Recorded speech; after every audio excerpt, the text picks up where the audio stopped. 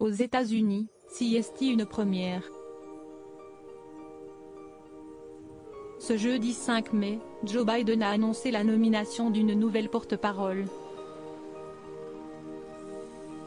CST Karine Jean-Pierre qui va succéder à Jen Psaki dès le 13 mai prochain.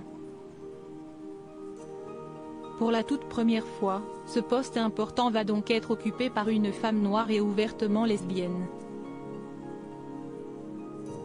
Elle sera la première femme noire et ouvertement LGBTQ+ à ce poste, a écrit celle à laquelle elle va succéder. Elle donnera une voix à de nombreuses personnes et elle permettra à beaucoup d'avoir de grands rêves. Très émue par cette nomination, Karine Jean-Pierre a eu du mal à retenir ses larmes face aux journalistes invités à la Maison-Blanche. CST un moment historique et je m'en rends bien compte. Je comprends combien CST est important pour tant de gens, a-t-elle expliqué. Avant elle, une seule autre femme noire, Judy Smith, avait déjà été porte-parole adjointe de la Maison-Blanche, sous la présidence de George H. W.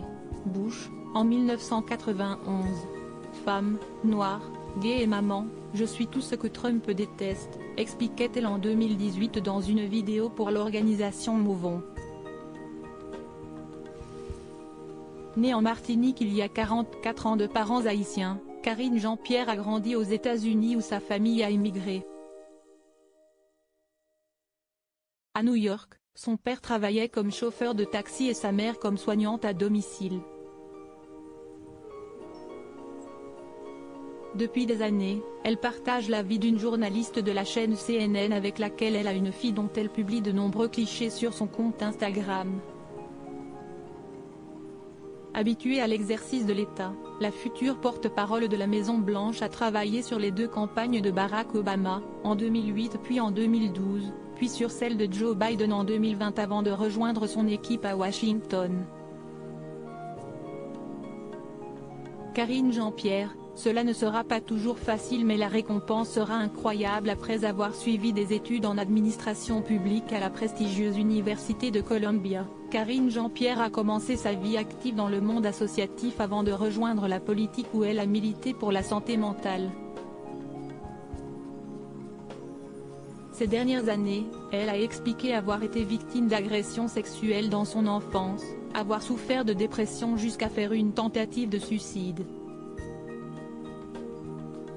Interrogée sur le message qu'elle souhaitait livrer aux jeunes Américains après sa nomination, Karine Jean-Pierre a été claire: si vous travaillez très dur pour un objectif, cela arrivera. Oui, vous subirez des coups durs, vous traverserez des moments difficiles et cela ne sera pas toujours facile mais la récompense sera incroyable, surtout si vous restez fidèle à ce que vous êtes. Loading widget.